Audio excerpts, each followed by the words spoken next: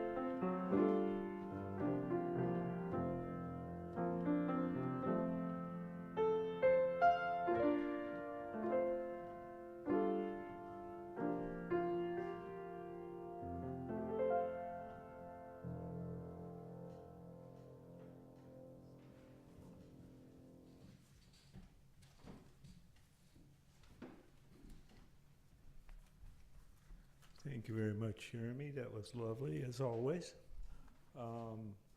As you have heard, I am now part of the worship committee, and I'm trying to fill in for Peter. So big shoes to fill. All right, the opening reading today is called The Blessing of Trust by Reverend Scott Taylor. We gather today to receive the blessings of trust. May the relationships in this room remind us we do not have to depend only on ourselves. May the quiet we share help us renew our faith in that still, small voice inside. May the music sung inspire us to hold tight to the restorative rhythms of the world. May the words offered remind us that we too have a voice, one that must be trusted and shared. With open hearts, let us begin. For all those who are willing and able to stand up, we will now sing our first hymn, which is called Gather the Spirit. It's number 347.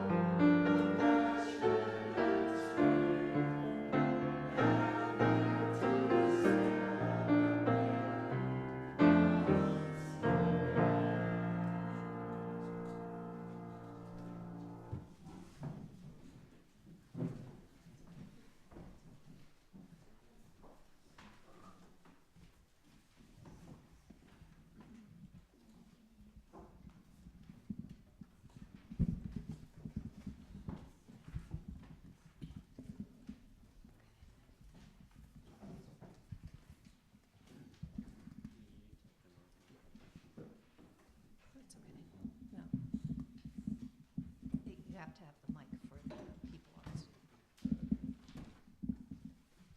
Is that high enough for you? Yeah, that's fine. Good, okay. So it is with great joy that I am doing this reading with my father. I grew up, it feels like, with bedside visits with him every night, and they were usually accompanied by Rudyard Kipling or Laura Ingalls Wilder or some other great adventure. So this is a treat.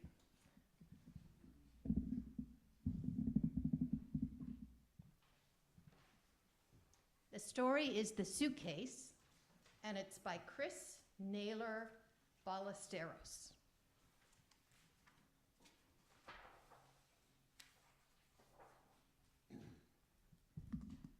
we have a slug-like creature here.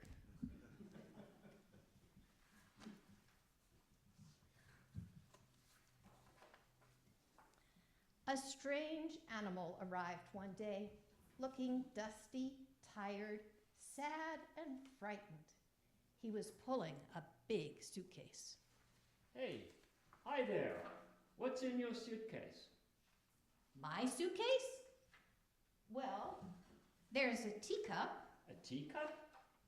That's a big surprise for a little teacup. Big suitcase. Sorry.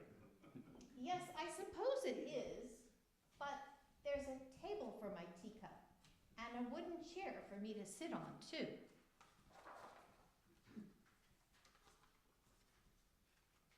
There's a table and a chair. Remember that place? Yeah, that's right. There's a table and a chair in your suitcase? Impossible. Well, it's his suitcase, but a table and chair? Really? Yes. And there's a little kitchen in my wooden cabin where I make my tea. That's my home.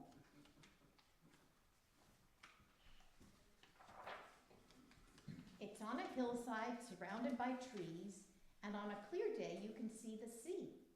It's all there in my suitcase. But I'm sorry. I'm really very, very tired. I've been traveling a long time and come a long way. I must have a little rest. What a strange animal. I've never seen anything like him before. Neither have I, but we really should let him sleep for a while. Well, I don't trust him. How do we know he's telling the truth? There's only one way to find out. Someone passed me a big rock. We're going to break open the suitcase and see what's inside. Maybe we should. We need to know the truth. You can't do that. It's not ours. In no time at all, the suitcase was open. See? A broken teacup and an old photograph? He lied to us. Well, no. He did say there was a teacup. And now his suitcase is broken too. What will he think of us? Meanwhile, the sleeping stranger dreamed about running away and hiding, about climbing over mountains and swimming across deep waters. And he dreamed about his suitcase and all that he had inside it. When he finally woke up, he couldn't believe what the other animals had done.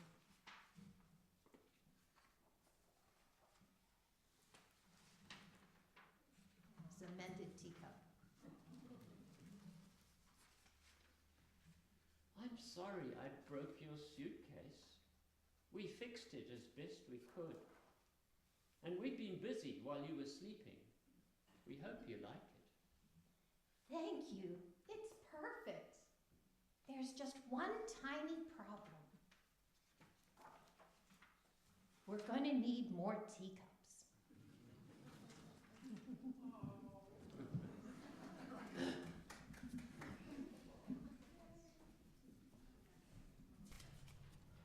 The reading today is a reading reflection by Mark Nepo.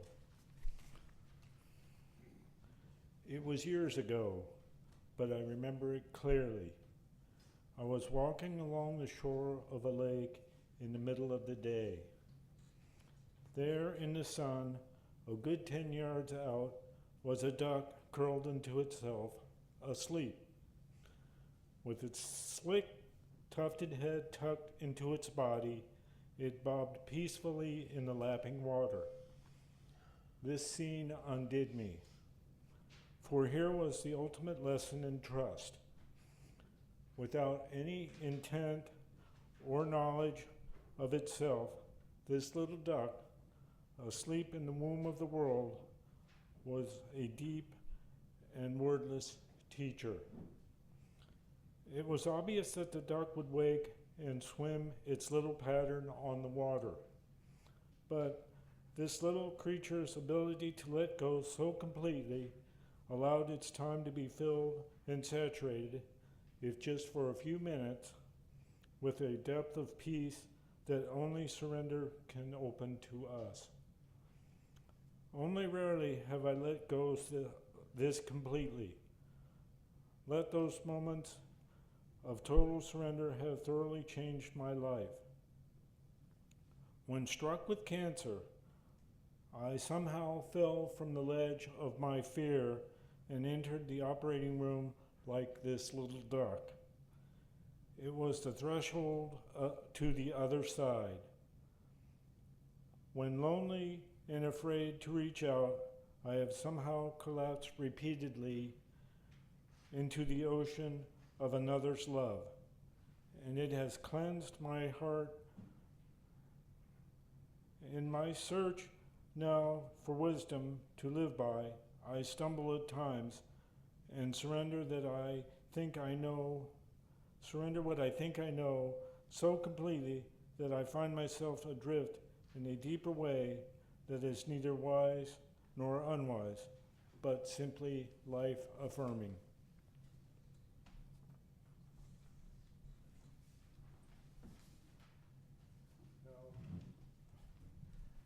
Now we will sing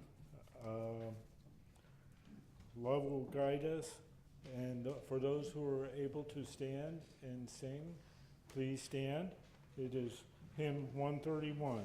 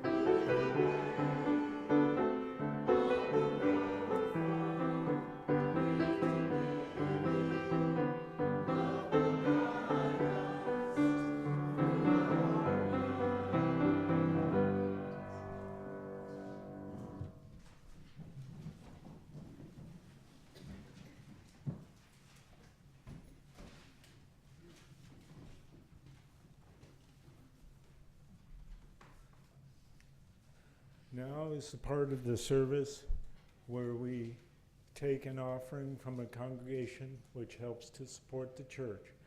We would like for you to reach deeply in your pockets and pull out big money. So, but anyone who is new to us, you get a free ride today. So, and here we go, Jeremy.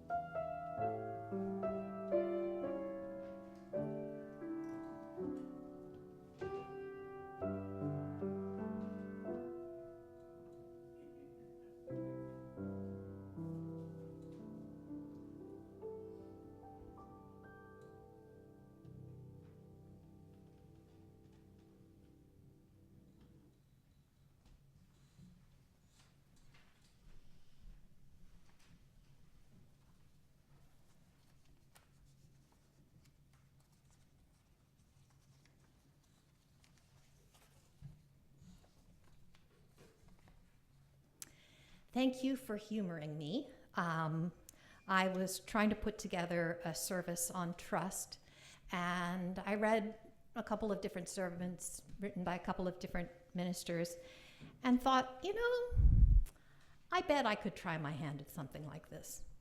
So here goes. Trust fall. What helps you cope with life, especially when outcomes are uncertain?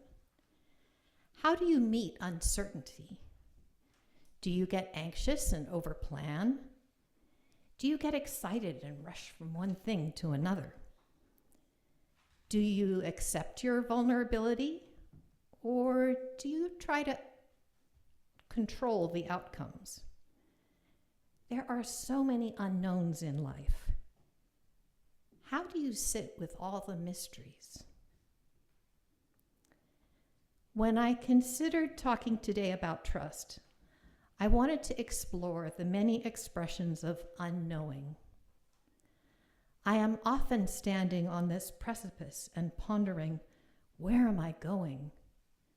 Should I take a next step or wait for a clearer path? And what happens when one takes a leap into the unknown? Chris, my wife, and I were brainstorming examples of trust. She identified the experience of trust and how it unfolds when one goes to the animal shelter to get a dog. A dog is brought out to make your acquaintance. Both you and the dog have to trust each other and the getting to know you process. I'll never forget Reginald, a border collie Jack Russell mix with crazy wire hair, who jumped up on the bench where I was sitting and leaned his body into me. That gesture won my heart, and we went home together. On occasions after that, he frequently winced at a broom or cowered if I swore. He gradually learned that I was safe, and our relationship blossomed. He was ring bearer in my marriage and sidekick for daily life.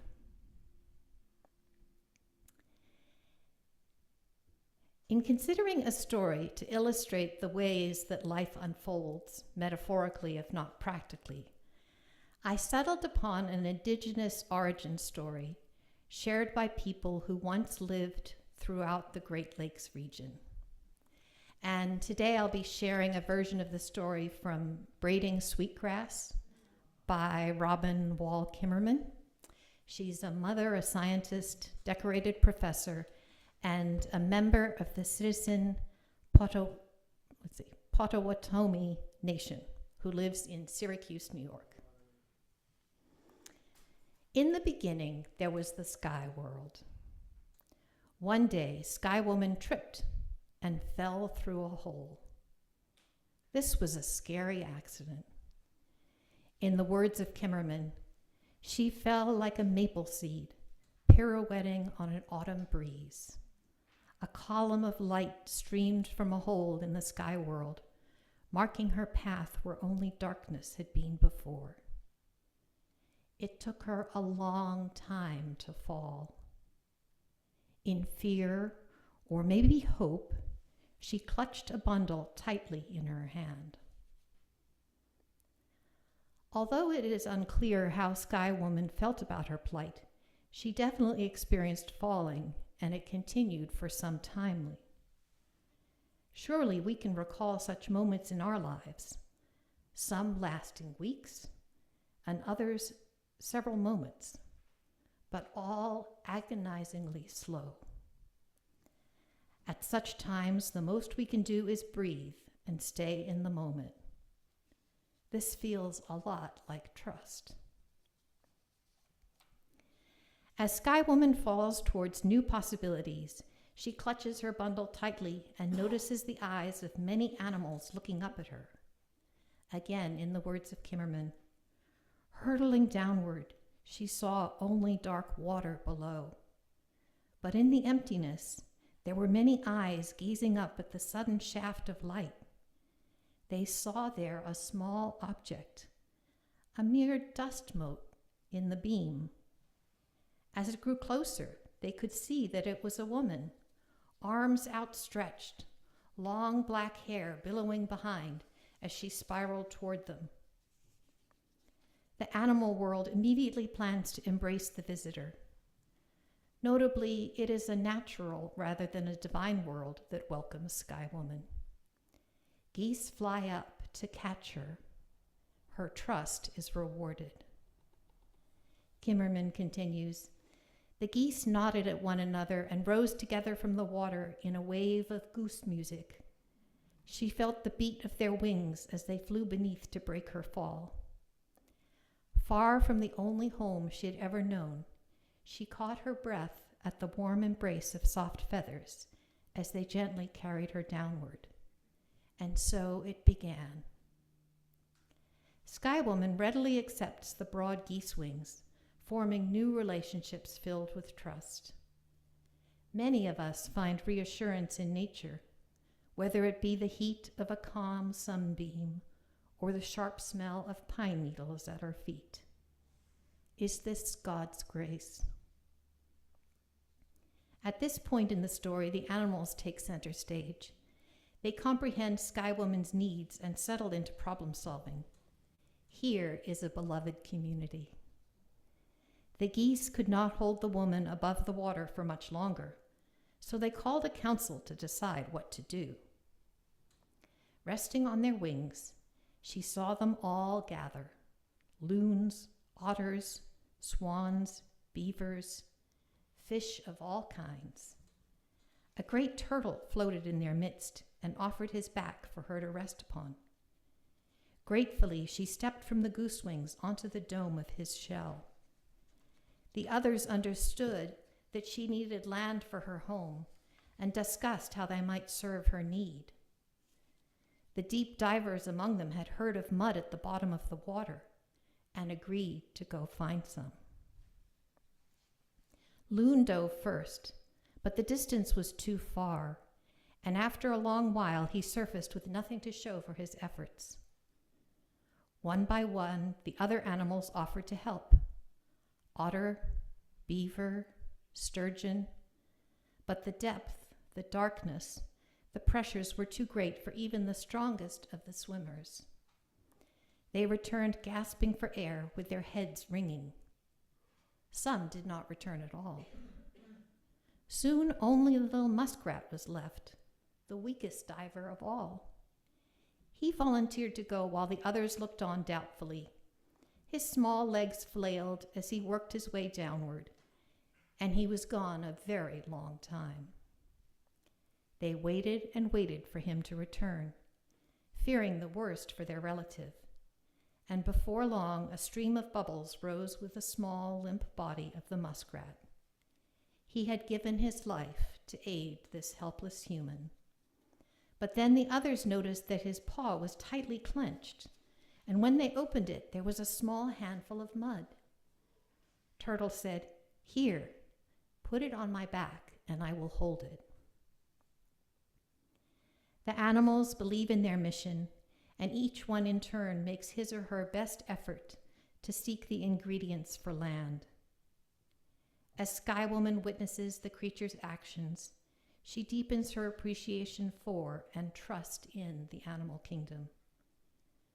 Her fate is secure because the creatures incorporate her into their community. They share experiences and build trust. Robin Kimmerman continues, Sky Woman bent and spread the mud salvaged by muskrat with her hands across the shell of the turtle. Moved by the extraordinary gifts of the animals, she sang in thanksgiving and then began to dance, her feet caressing the earth. The land grew and grew as she danced her thanks, from the dab of mud on Turtle's back until the whole earth was made. Not by Sky Woman alone, but from the alchemy of all the animals' gifts, coupled with her deep gratitude. Together, they formed what we know today as Turtle Island, Earth, our home. Now that Sky Woman has the mud to make a home, she begins rejoicing. Great joy and relief follow her fall. As soon as safety is secured, gratitude begins. Literally grounded on the earth, Sky Woman meets the risk-taking of the animals with gratitude. It is this combination of risk and thanksgiving that allows a community to make a whole new landscape. In celebrating and thanking the animals, the earth is made. Blessings come. Robin Kibberman shares the final chapter of Sky Woman's journey. Like any good guest, Sky Woman had not come empty-handed. The bundle was still clutched in her hand. When she toppled from the hole in the sky world, she had reached out to grab onto the tree of life that grew there. In her grasp were branches, fruits, and seeds of all kinds of plants. These she scattered onto the new ground and carefully tended each one until the world turned from brown to green. Sunlight streamed through the hole from the sky world, allowing the seeds to flourish. Wild grasses, flowers, trees, and medicines spread everywhere. And now that the animals too had plenty to eat, many came to live with her on Turtle Island. Sky Woman did not have a map. Instead, she had to trust where she scattered seeds. The plants that sprouted required careful tending. I imagine that Sky Woman was a courageous and observant gardener. Green shoot by green shoot, the seeds flourished and turned the world green. Sky Woman now offers reciprocity to the animals that had saved her. Many join her in the interdependent web of life that is the bounty of Turtle Island. What are we to take away from this origin story? I think it recognizes the great uncertainty that often precedes great change. It describes risk-taking and numerous failures before success. It illustrates the impact of unintended consequences, for the rip in sky world allows the sunshine required by plants. Absolutely key to the whole story is reciprocal relationships, not just with Sky Woman, but with life on earth. Trust grows and is sustained through acts of care, respect, and gratitude. This life in balance creates a whole new home. It is one filled with blessings.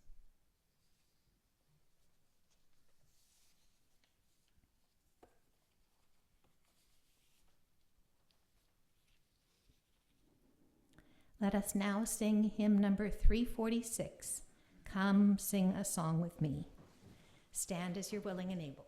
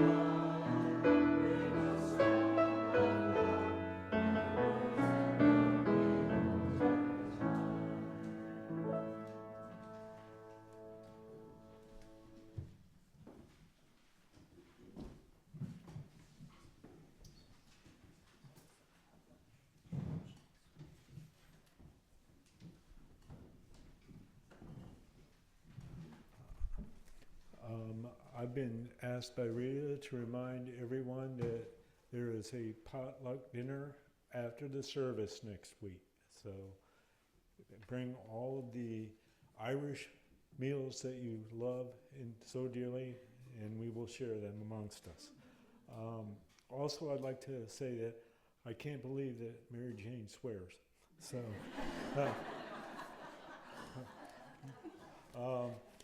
we're going to have a closing benediction, and I would like for everyone to hold hands if they would.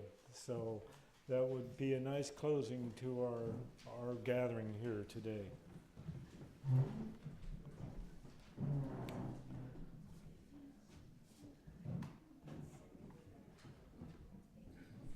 A First Step in Faith by the Reverend Scott Taylor.